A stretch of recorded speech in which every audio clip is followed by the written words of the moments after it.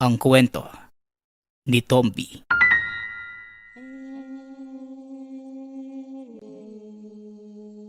Ang kwentong ito ay hango sa totoong buhay.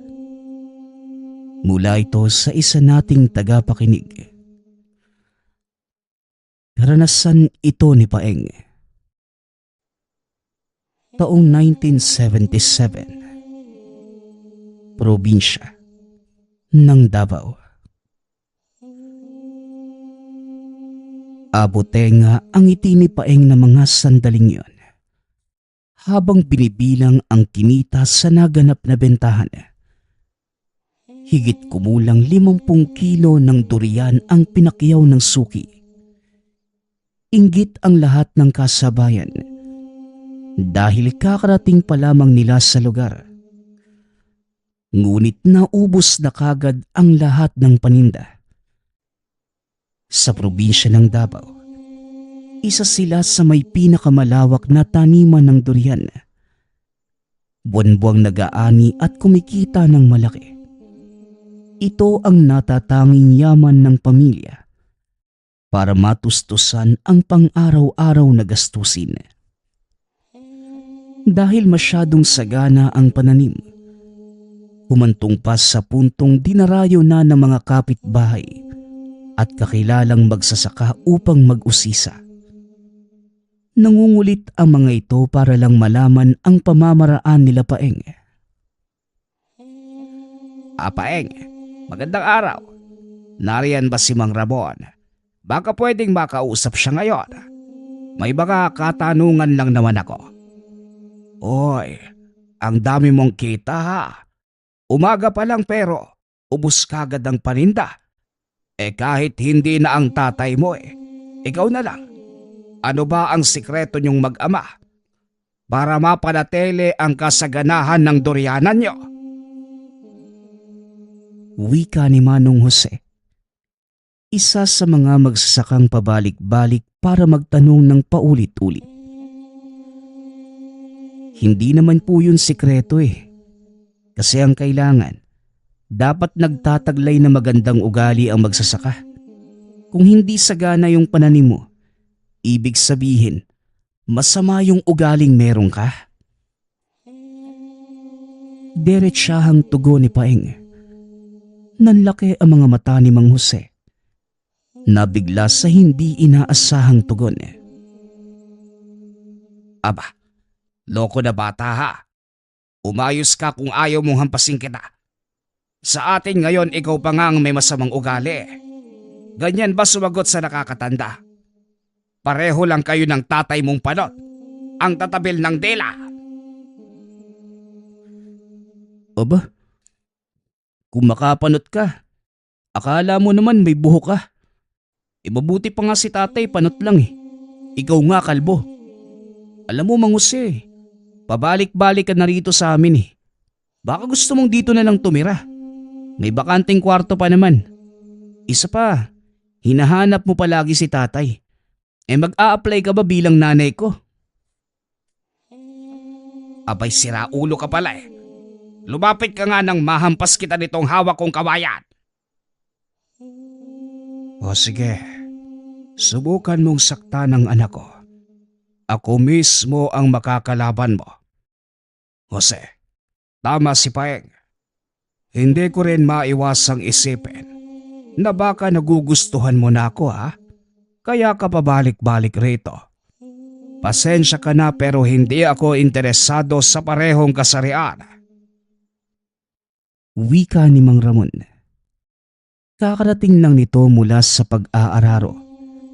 Hila-hila pa ang kalabaw. Tawang-tawa naman ang anak na si Paeng sa kanyang sinabi. Parehong-pareho talaga kayong mag-ama. Naging sagana pa ang taniman nyo. Gayong ang sasama ng pakikitungo nyo sa kapwa. Sige lang. Magyabang lang kayo ngayon. Darating din naman ang araw na malulugi kayo. At sa oras na mangyari yon, ako ang una't huling hahalakhak. Wika ni Mang Jose. Umalis na rin ito pagkatapos. Ano ba yun, tay? Ang lakas ng loob na pumunta dito tapos hindi naman pala kayang makipagsagutan. Sayang lang dumating kagad kayo, tay. Iinisin ko pa sana yung kalbo na yun. Wika ni Paeng. Basta talaga kalokohan. Gising na gising ang diwa mo ano. Kumusta na ba yung bentahan? Maaga pa pero nakabalik ka na. Huwag mo sabihing binigay mo sa murang halaga. Paano talaga yung aabutin mo sa akin? Wika ni Mang Ramon. Tatay naman, ako pa ba? Gwapo kasi tong anak mo, no? Kaya mabilis na ubos yung paninda ko. Ito yung kinita natin sa 50 kilo. O di ba? Sabi ko sa inyo mauubos eh. Ubos talaga. Wika ni Paeng. Ipinakita pa nito sa ama ang kinitang halaga. Mabuti yan anak. Nag-aalangan ako kanina kasi sobrang dami ng 50 kilo. Saka lang naman tayo nakakabenta ng ganon. Kung may okasyon at may dayong negosyanteng namamakyaw. Mabuti naman ngayon pinalad ka. O ano, sa taniman na muna ko anak ha. Ikaw na rin ang bahala sa gawaing bahay. Wala pa yatang sinaing. Huwag mong iwanan ng apoy kung magluluto ka ha. May pagkatanga ka pa naman minsan. Lalakad na ako. Wika ni Mang Ramon. Nagpunta ng taniman ang matanda. Ang unang ginawa niya ay ang pagsuri sa inang puno. Tinawag na ina. Dahil ito ang kauna-unahang puno ng durian. Buhay na bago pa man mabili ang lupain. Maraming taon na ang nakalilipas. Noong una ay hindi naman ito masyadong nagbubunga. Ngunit isang araw, bigla na lamang itong nagkaroon ng bunga. At sa hindi inaasahang pagkakataon, pinagkalooban siya ng biyayang hinding-hindi niya matatanggihan. Ang pinakaunang bunga nito, nagtataglay ng mutya na tangan ngayon ni Mang Ramon. Ito rin ang dahilan ng kasaganahan ng taniman. At higit sa lahat, nagbibigay lakas at proteksyon laban sa mga aswang na nagtatangkang lumapit. Sa katunayan, hindi lamang mga kapitbahay ang pabalik-balik para magtanong tungkol sa taniman. Marami ng aswang na sumubok. Hinahanap ang mutsyang taglay ng durian. Hindi maintindihan ni Mang Ramon kung bakit. Ngunit iisa lamang ang alam niya. Kukunin ng lahi ang bagay na ito anumang oras. Hindi naman niya hinahayaan. Kahit sino, kahit anong uri ng halimaw ang mapapasadya sa lugar. Walang takot itong hinaharap. Kampante si Mang Ramon dahil alam niyang protektado ng mutya. Nang makitang maayos ang kalagayan ng inang puno, itinuloy niya ang ibang gawain. Tinatabas ang mga ligaw na damo. Habang ang iba naman, umakyat na sa mga puno. Inalis na rin ang mga tuyong dahon. Pagkatapos pinausukan ang mga ito. Matapos malinis ang buong taniman, naupo sa tabi si Mang Ramon. May ginawa itong tambayan na merong mga upuan at lamesa para may pahingahan sa oras ng pagtatrabaho. Nang masiguradong walang tao sa paligid, inilabas niya ang tangan at kinausap ito. Sa ngayon, maayos pa yung takbo ng panahon. Ilang buwan na ring payapa ang durianan, pero hindi nangangahulugang wala ng panganib. Alam nating pareho na basta na lamang sasalakay ang mga aswang. Kung hindi isahan, magkakasabay. Handa akong pagsilbihang ka buong buhay ko. Pero sana ipapangako mo ring patuloy akong gagabayan Hindi naman sa nagdududa ko. Gusto ko lamang magsabi sa'yo.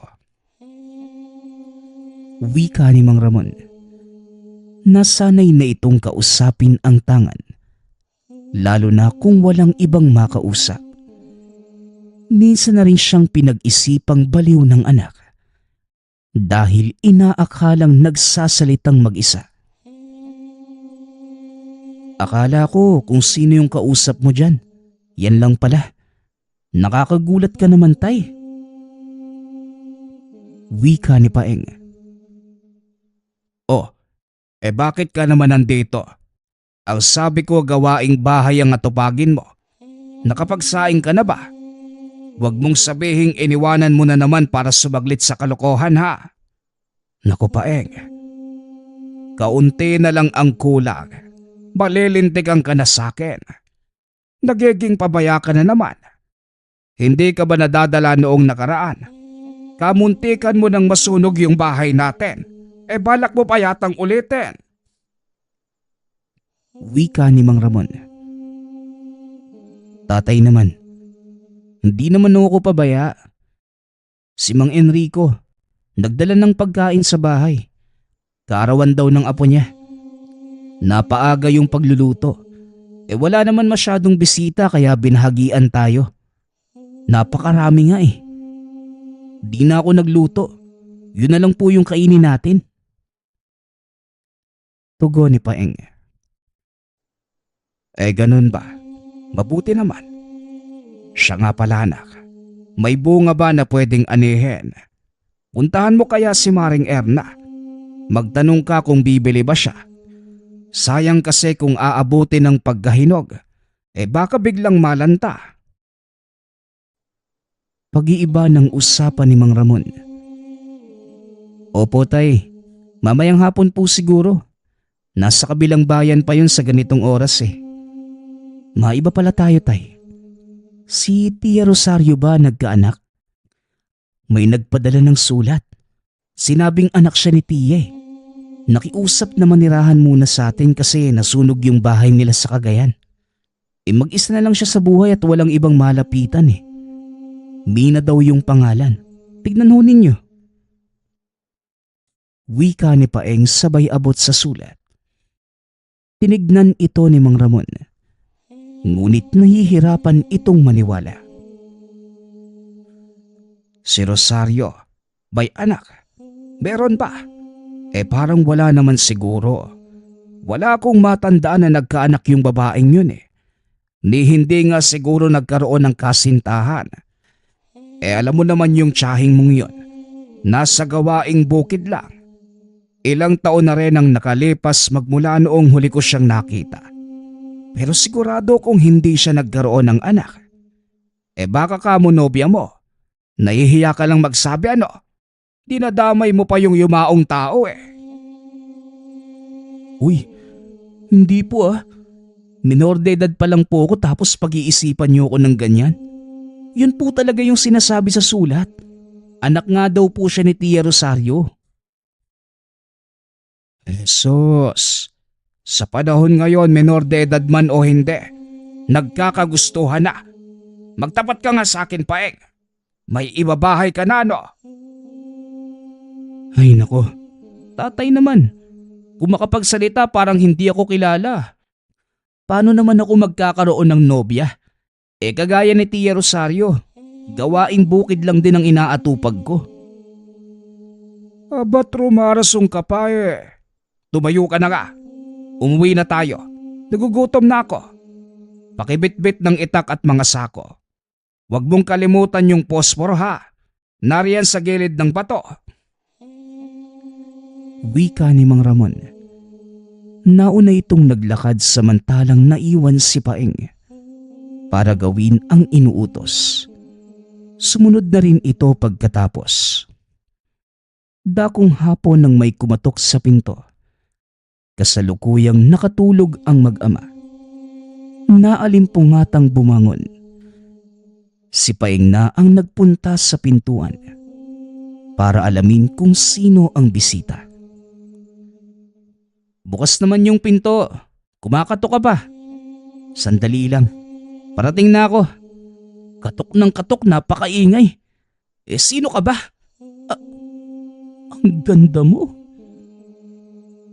Nawala ang antok ni Paeng nang makaharap ang babae. Nakangiti ito sa kanya. Dali-dali namang pinuntahan ang ama para ipagbigay alam ang dumating. Tatay! Tatay! Napakaganda! Napakaganda ng babae! Tignan niyo, dali! Wika ni Paeng. Ano pa, Paeng? Ano maganda? Wala namang maganda sa lugar na to, ha? Sandali, wag mo kong hilahin. Lokong bata. Sabi kong wag mo kong hilahin eh. Tarantang-taranta. Sino ba kasi yan? Sino ka, iha? Naligaw ka ba sa lugar namin? Tanong ni Mang Ramon. Katulad ni Paeng, natigilan din si Mang Ramon nang makita ang babae. Nakakasilaw ang gandang taglay. Nang hahalina ang mga ngiti. Oh, babagal-bagal pa kanina. Tapos matutulala rin pala. Wika ni Paeng nang makita ang reaksyon ng ama. Magandang hapon po sa inyo. Ako nga po pala si Mina. Anak po ni Rosario. Ako rin po yung nagpadala ng sulat kanina. Ikaw po ba yung tiyuhin kong si Ramon? Nagtatanong-tanong ako sa kabahayan doon eh. Dito raw po yung bahay. Wika ng dalaga. Nako, hindi lang pala mukha yung maganda. Pati yung boses. Miss, ako nga pala si Paeng. Nag-iisang anak ni Ramon. Kung anak ka ni Tia Rosario, ibig sabihin magpinsan tayo. Pumasok ka muna sa munti naming tahanan. Ako na yung bahalang magpasok ng mga bagahe mo. Wika ni Paeng. Tumango lamang ang dalaga at pumasok. Dali-daling naupo sa sala. Habang pinagsisilbihan ni Paeng ang bisita, hindi maiwasan ni Mang Ramon na mag-isip. Hindi ito naniniwalang may anak ang yumaong kapatid. Iniwanan niya ito sa Cagayan noong araw at wala nang balita hanggang sa sumakabilang buhay. Ngunit sigurado itong hindi pabaya sa sarili at magpapabuntis sa kung sinong lalaki. Takot nga itong lumabas ng tahanan. Saka lamang aalis kung may kasama. Nang hindi mapigilan ang katanungan, dali-dali nitong nilapitan si Mina. Iha, wag mo sanang mamasamain yung tanong ko. Sigurado ka bang ako ang hinahanap mong tiyuhin? Baka naman nagkataon lang na magkapangalan ang nanay mo at ang yumao kong kapatid.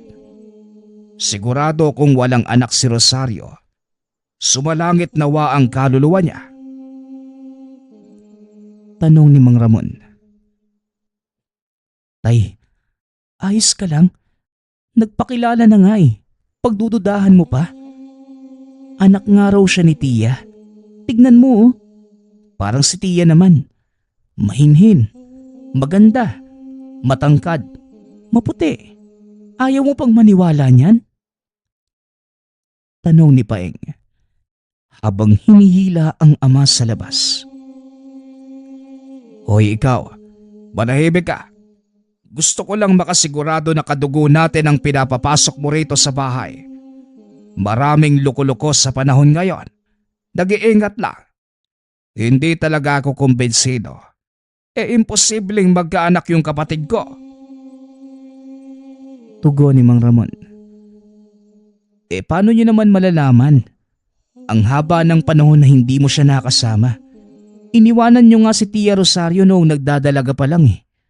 Matanda na po kayo ngayon. Anong alam niyo sa nangyayari sa buhay niya?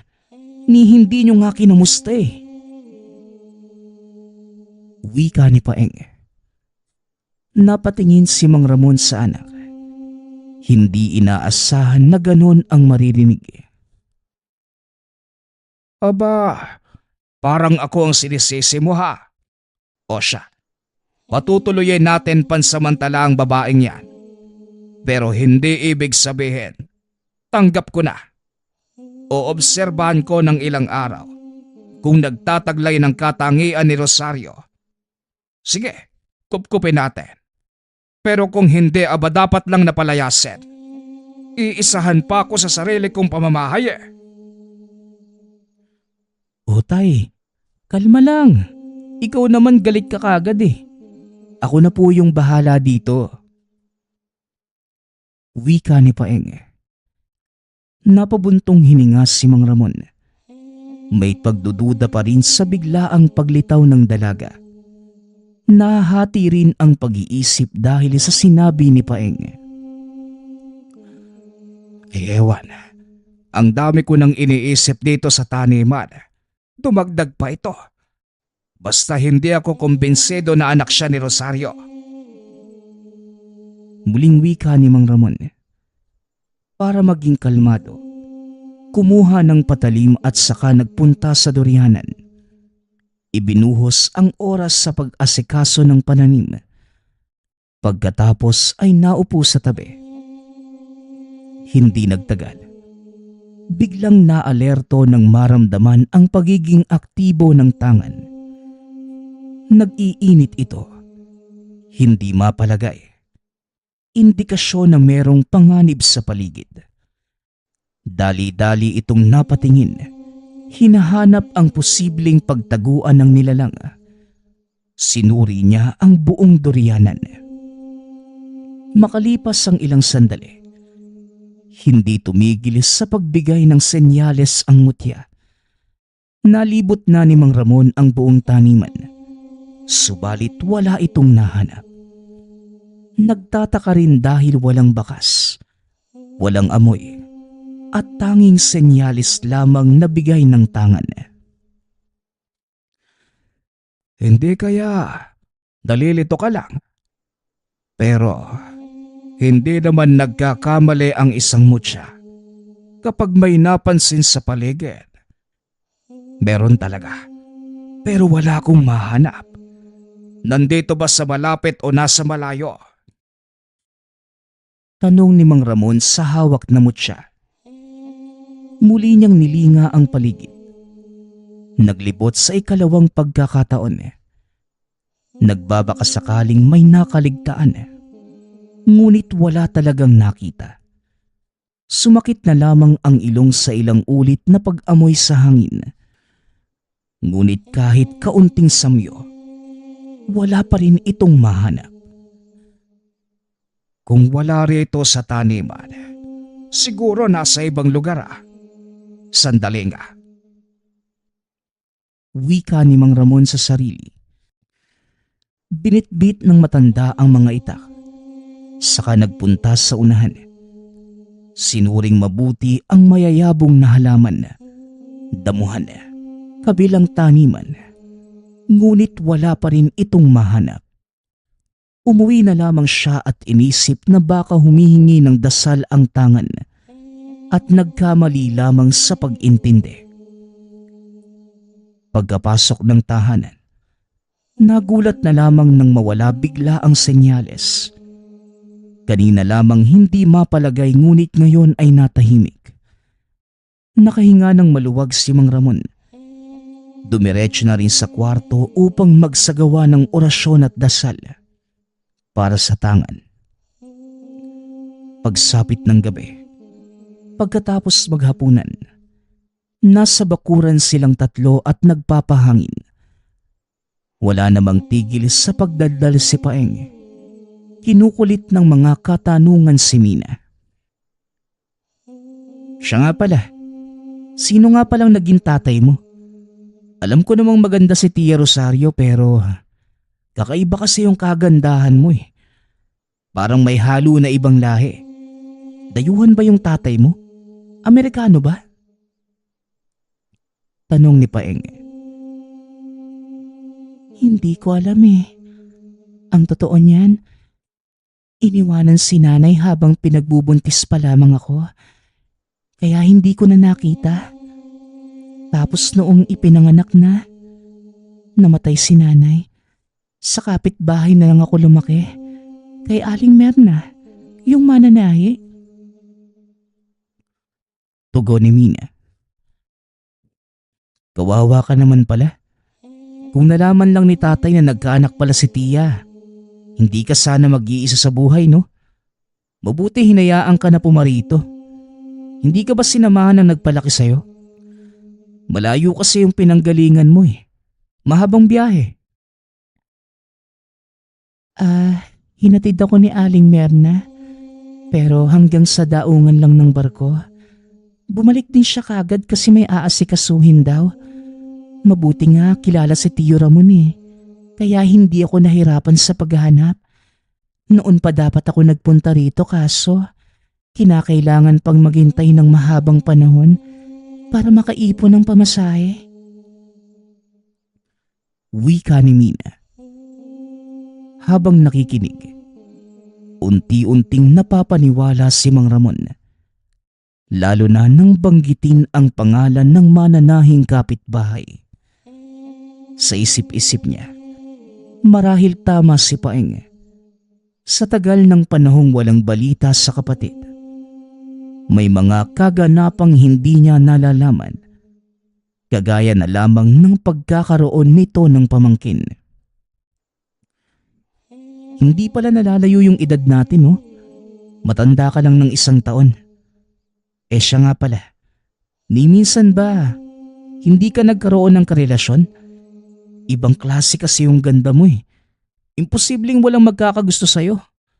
Siguro, binipilahan ka no?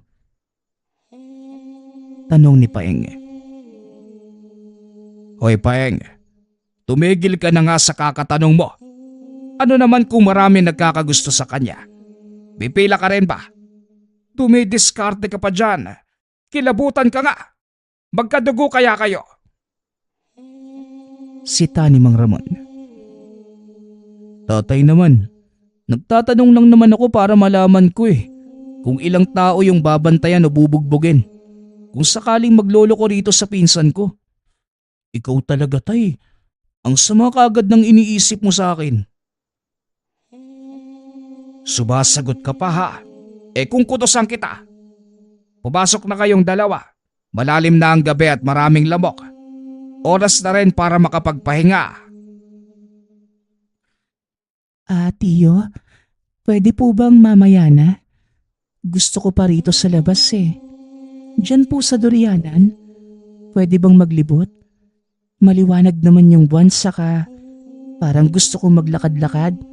Magpapasama na lang po ako kay Paeng. O sige. Paeng, bantayan mo yung pinsan mo ha. Huwag kayong lalayo at 1 oras lang ang itatagal sa paglalakad. Gabi na rin. Wika ni Mang Ramon. Hindi niya maiwasang mapaisip. Masyado ng gabi para maglakad-lakad. Kahit sa taniman lang na nasa harapan ng tahanan. Napailing na lamang ito habang hinahatid ng tanaw ang anak at pamangkin. Aba, ibang klase rin ng batang ito ha. Kanina na may araw pa, hindi naisipang maglibot. Ngayon talaga na gabi na. Kahit may kasama, hindi natin masisigurado ang mangyayari, lalo na sa lugar na ito. Maraming kababalaghan na basta na lang lilitaw. Ito na nga ba yung sinasabi ko?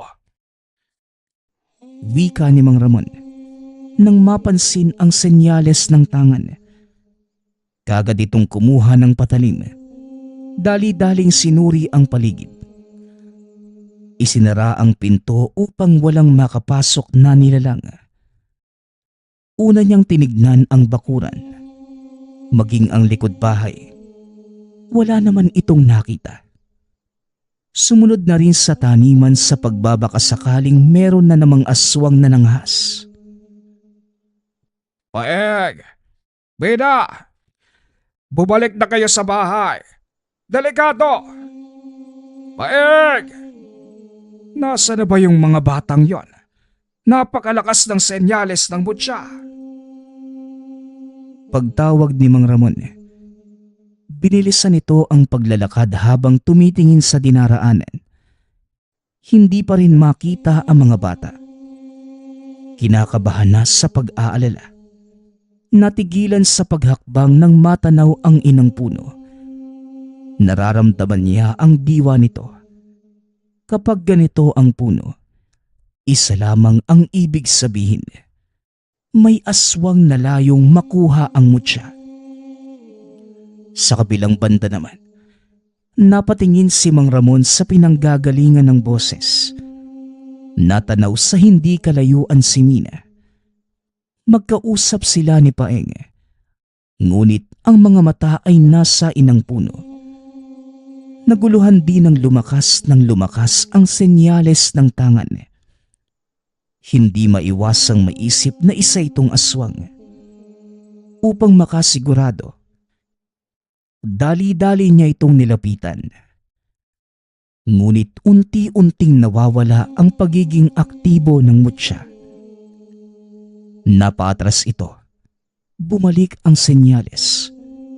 Nang lumapit ay bigla na namang nawala. Muling umatras at bumalik na naman. Napahugot na lamang ng hininga. Apang may pagtatakang nakatingin kay Mina. Tay, ikaw ba yan? Anong ginagawa niyo dyan? Kung hindi kita nakilala, iisipin kong magnanakaw ka ng durian eh. May dala ka pang itak oh.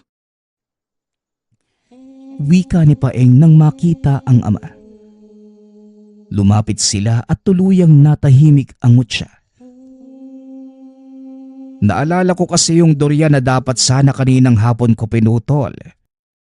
Marami na kasing hinog, baka manakaw pa ng iba. Nahinto lang ako kasi nalito ko sa daan. Mabuti pa siguro kung bumalik na lang kayo sa bahay. Gabi na. Naglalakwatsa pa kayo rito. Bukas na lang natin ipagpatuloy ang paglilibot.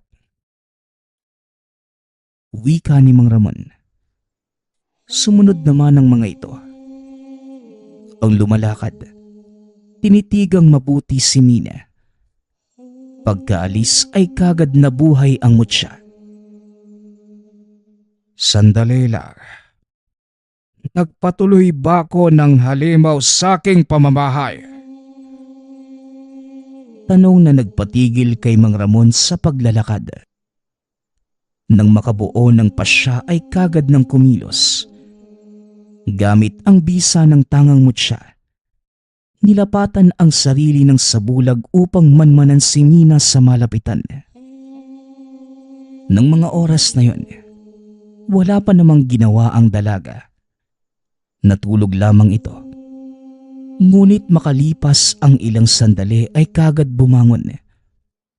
Tinignan si Paeng na mahimbing nasa higaan. Pagkatapos, dumiretso sa kabilang kwarto. Hinalungkat nito ang mga kagamitan. Hinahanap ang mutya ni Mang Ramon. Pinapanood lamang ito ng matanda. Ngunit sa kanyang isipan, nakabuo na ng eksena kung saan pinapatay ang dalaga. Dito rin napagtanto na posibleng gumagawa lamang ng kwento at nagpapanggap ang pamangkin niya. Nang tumagal, lumabas ito at sa ibang bahagi ng tahanan naghalungkat. Dahil walang nakita, nagpunta ito sa may durianan. Wala na sa tahanan ang mutya, kaya sigurado kong nandito sa taniman. Kinakailangan kong makuha para makabalik sa aming angkan. Nasayang na ang oras ko sa pag-iisip ng paraan para makalapit sa matandang ramon na yon. Dapat makuha ko na yung bagay para makaalis na ako. Nakakasuka yung mag-ama. Hindi ko masikmura yung presensya nila. Nangangamoy lupa, lalo na yung matanda. Wika ni Mina. Apang sinusuri ang bawat puno ng durian.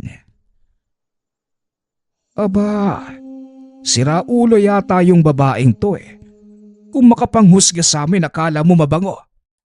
Napakapanghi naman. Tinatago lang ng kanyang kagandahan. Wika ni Mang Ramon. Naalisto ito nang lumapit sa inang puno ang dalaga. Bago tuluyang mahawakan ang puno, tinapos niya ang orasyong sa bulag upang makita nito. Huwag kang magkakamaling hawakan ng punong yan. Hindi ako makakapayag na dadampi ang kamay mo sa pananim ko. Sita ni Mang Ramon.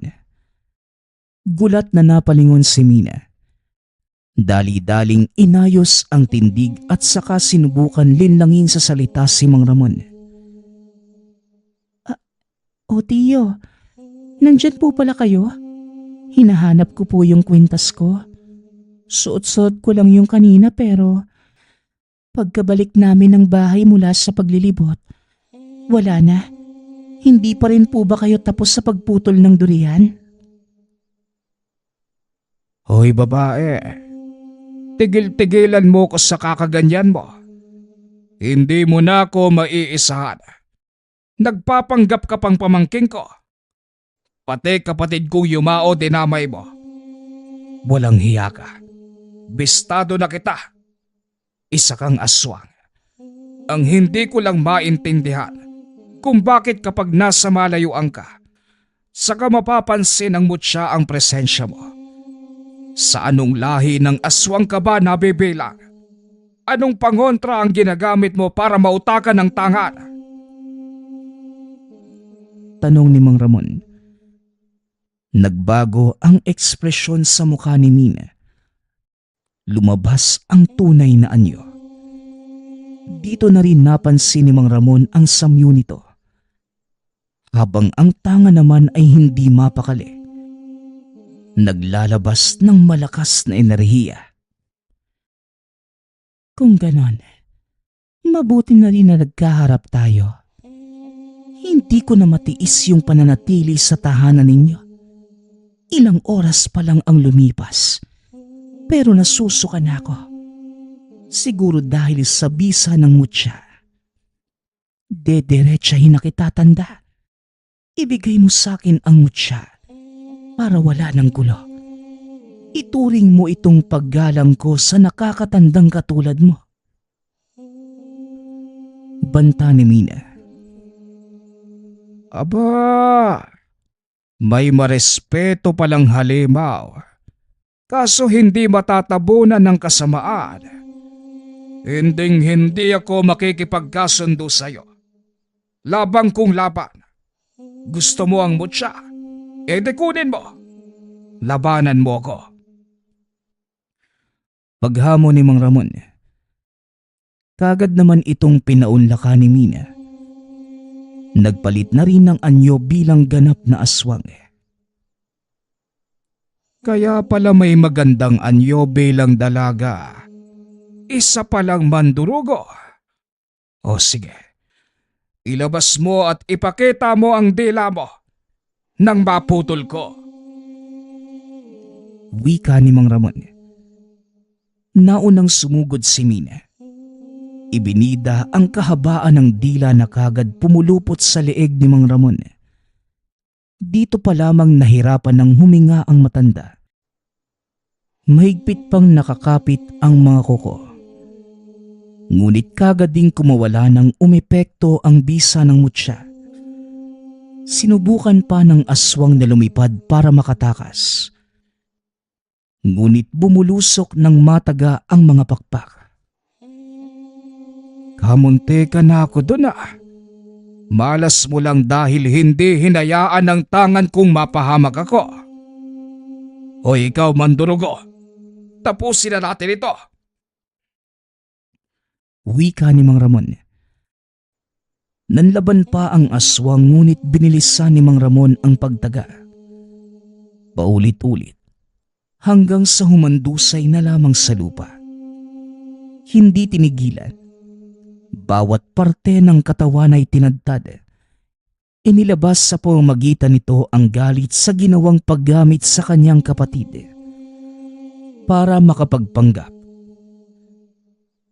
Pati kapatid kong sumakabilang buhay hindi mo nirespeto. Halang talaga ang kaluluwa. Walang hiya. Lahat gagawin para lamang makuha ang gusto. Sa dinami-rami ng pwedeng gamiting paraan. Pangalan pa ng kadugo ko ang ginamit laban sa akin. Lapastangan! Wika ni Mang Ramon. Saka lamang natigil sa pagdaga nang hindi na makilala ang pagmumukha ng aswang. Isang malalim na buntong hininga ang nahugot pagkatapos. Hindi malinaw sa akin kung ano ang dahilan ng bawat aswang na pumaparito para kunin ang mutya. Hindi ko na rin mabilang kung pang ilan na ngayon. Pero ito ang pinakaikinagagalit ko. Nadamay pa ang taong matagal nang namayapa. Napakatanga ko lang sa parte na tinanggap ko pa sa aking tahanan. Anong klaseng pangontra ba ang ginamit ng walang hiyang to? Para mautakan ako at ang mutya. Hindi bali na. Tapos na ang buhay ng isang to. Nagkikiskisan pa rin ang ngipin sa galit ni Mang Ramon. Umuwi ito at nangihinang napaupo sa bakuran. Hindi lubos akalain na naisahan ng isang aswang. Nakapasok pa ito sa mismong pamamahay. Kinabukasan, nagulat si Paeng nang makitang sa bakuran nakatulog ang ama.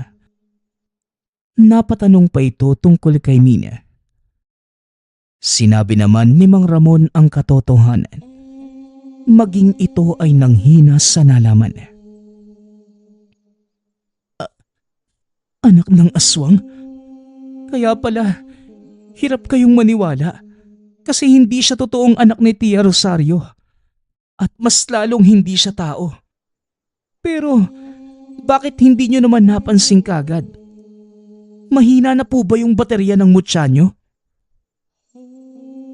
Gumamit siya ng mataas na uri ng pangontra sa mutya kaya nakalusot. Kung nasa malayuan napapansin naman. Pero kung nasa malapitan hindi.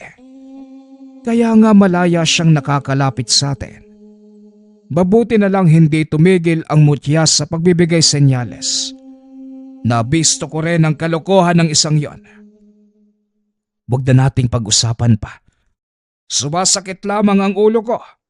Sa tuwing maaalala kung paano nilapastangan ang tiyahin mong yumao. Lintik siya. Tugon ni Mang Ramon. Pagkatapos ng insidenteng yun, nasundan pa ng nasundan ang mga pangyayari.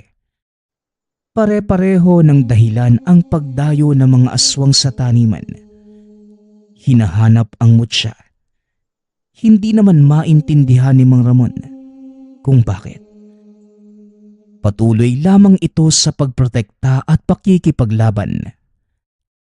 Dahil hindi mahanapan ng kasagutan, iniisip na lamang na isa itong pagsubok para sukatin ang kanyang kakayahan. Bilang tagapangalaga ng mutya, hindi naman ito umaatras sa anumang labanan. Isahan man o grupo ang sasalakay na nilalang. Ang susunod nating kwento ay mula sa isa nating tagapakinig. Karanasan ito ni Henry. Mula pa noong kabataan. Walang eksaktong taon. Probinsya ng Isabela. Nang mga panahong ito, bata pa lamang si Henry. Palagi itong naglalaro kasama ng mga kaibigan. Madalas, inaabot pa ang mga ito ng 9:00 ng gabi sa paglalaro sa labas. Bagamat madalas itong napapagalitan ng ina, napakatigas pa rin ng ulo at hindi nakikinig sa lahat ng pangaral ng ina. Kaya madalas, kapag nauwi ito ng tahanan, puro sermon ang inaabot ng bata sa ina at walang sawang pagratrat na mga salita sa anak. Abay, kailan ka ba magtitinong bata ka ha? Palagi ka nalang ginagabi ng uwi. Eh kung mapano ka sa daan? Ay nako ka talaga. Kapag talaga hindi ka na nakauwi, tignan mo ang sinasabi ko sa'yo. Ay nako, napakatigas talaga ng ulo mo. Wika ng ina. Pagkapasok pa lamang ni Henry sa pinto, nakatikim din ito ng kurot sa tagiliran. Bilang tanda na tumigil na ito sa ginagawa niya. Ngunit kahit anong palo o pagdidisiplina sa bata ay hindi na umuubra. Nagtanong ito sa ina kung ano ang hapunan. Ngunit nang hindi siya sagutin, tinignan na lamang niya ang lamesa. At totoo palang walang kahit anong pagkaing iniluto para sa kanya. Kaya walang nagawa si Henry. Uminom na lamang ito ng tubig hanggang sa mabusog. Dumiretso na din sa silid pagkatapos. Kaya kinabukasan, bago ito tuluyang umuwi ng tahanan, nakikain na lamang ito sa bahay ng kaibigan. Ngunit dahil doon muli na naman siyang nahuli ng uwi. Katulad ng mga ibang araw, walang humpay pa rin ang pagsaway ng ina sa katigasan nito ng ulo. Ngunit kalaunan, napagod na lamang sa kakasermon sa kanya hanggang sa tuluyan na itong tumigil at pinabayaan na lamang ang kagustuhan ng anak. Hanggang sa isang araw, nagkaroon ng away ang mga bata. Mag-isang umuwi si Henry ng tahanan ng gabing yun. Ang nakaalitan niya ay yung batang palagi din niyang kasabay umuwi. Habang naglalakad sa eskinitang palaging dinaraanan ni Henry, nakaamoy ito ng tila mapanghi at nabubulok na laman. Nakakasulasok ang amoy nito. Nang lumingon ang bata sa paligid, wala naman itong nakita. Hanggang sa napatingin sa isang puno ng kamagong malapit sa lugar at nakapansin ng tila anino. Ngunit nang masusi niya itong tinitigan, dahil 10 taong gulang pa lamang si Henry nang mangyari yun, hindi niya maintindihan ng husto kung ano ba talaga ang nakita. Parang tao lang naman ito. Ngunit kung tititigang mabuti, mahaba ang mga kamay at paa. Kulay itim ang balat at babalahibo. Nanlilisik ang mapupulang mga mata at mahaba ang dila. Kagad kumaripas ng takbo si Henry. Dali-daling pumasok sa loob ng tahanan. Nakita pa ng ina ang paghingal ng anak kaya naman kagad niya itong tinanong. Ikwinento naman ni Henry sa ina ang mga nakita at naniwala naman ito. Dahil sa nangyari, lalo pang kwinentohan ng ina ng nakakatakot na pangyayari tungkol sa mga aswang upang lalo itong takutin. Nakita naman kagad ni Henry ang ginagawa ng ina. At dahil mautak na bata, hindi niya masyadong pinaniwalaan ang sabi-sabi ng ina. Matigas pa rin ang ulo ni Henry na mga panahong yun. Palagi pa rin itong ginagabi ng uwi. Paminsan-minsan ay napapadalas na ang pagpapakita sa kanya ng aswang sa puno. Bagamat ayaw niya itong maengkwentro, wala naman itong ibang paraan para makauwi. Tanging ang eskinita kung saan nakatayo ang puno lamang ang tanging madadaanan. Kaya ang ginawa ng bata, hindi na lamang niya ito tinitignan o pinapansin, Nakayuko na lamang habang dumadaan na tila walang nakita. Naisip niya na mga sandaling yun na kung hindi niya ito kikibuin, hindi rin siya nito guguluhin. Hindi alam ni Henry kung bakit siya pinapakitaan nito. Nagtatanong-tanong na rin siya sa mga kakilala. Ngunit tuwing may kasama si Henry na dumaraan, hindi naman ito nagpapakita. Dahil dito marami ang hindi naniwala sa mga sinasabi niya. Hanggang sa isang buwan ang lumipas, wala namang nangyaring masama kay Henry. Kaya ipinagpatuloy na lamang niya ang ginagawa na wag tignan o pansinin ang nilalang. Ngunit isang araw, biglang nanikip ang dibdib ng bata habang dumaraan sa eskinita. Nais niyang sumigaw na mga sandaling yun o makahingi ng tulong ngunit walang lumalabas sa bibig. Kagad itong napaupo sa sahig. Mahigpit niyang hinawakan ang dibdib. Sinubukan itong hampasin yon para matanggal kung anuman ang humaharang doon. Ngunit lumipas pa ang ilang segundo. Tuluyan nang nanghihina ang maliit nitong katawan. Hindi sigurado si Henry kung may kinalaman ang aswang sa nangyari sa kanya o nagkataon lamang ang lahat ng ito. Ginawa ng bata ang lahat ng makakaya upang makalanghap ng hangin. Hanggang sa kalaunan, nawala naman ang kung anumang nagpapasikip ng kanyang dibdib. Hilong-hilo si Henry matapos ang pangyayari. Patuloy lang sa paghahabol ng hininga. Dahan-dahan itong tumayo at naglakad papuntang tahanan. Bagamat mabagal at paika-ika, nakarating siya ng ligtas.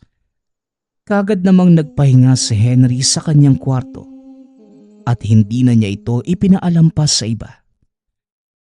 Alam naman niya kasing hindi siya paniniwalaan ng mga ito. Dahil noon pa man, sinasabi na niya na may aswang sa eskinita. Simula ng araw na yon, bihira na lamang lumabas si Henry ng tahanan.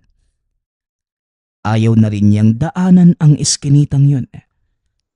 Dahil natatakot ito na baka sa susunod, tuluyan na siyang bawian ng buhay. Hindi na niya muli pang nakita ang aswang o kahit ang nakakasulasok nitong amoy. Kalaunan, tumanda na rin siya at hindi na nakikipaglaro pa. Kaya naisipan niyang ibahagi ang kanyang kwento. Babala niya sa lahat ng ating tagapakinig. Sundin natin ang payo ng ating mga magulang. Dahil para naman ito sa ikabubuti ng ating mga sarili.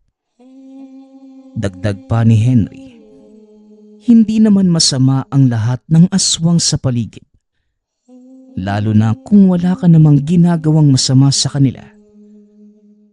Ngunit magpasa hanggang ngayon, hindi pa din niya nalaman kung sino talaga ang aswang sa eskinita. Nagpapasalamat nga pala ako sa lahat ng sumusuporta sa ating channel. Nawa ay patuloy niyong suportahan at pakinggan ang ating mga kwento. Hanggang sa muling pakikinig. Paalam.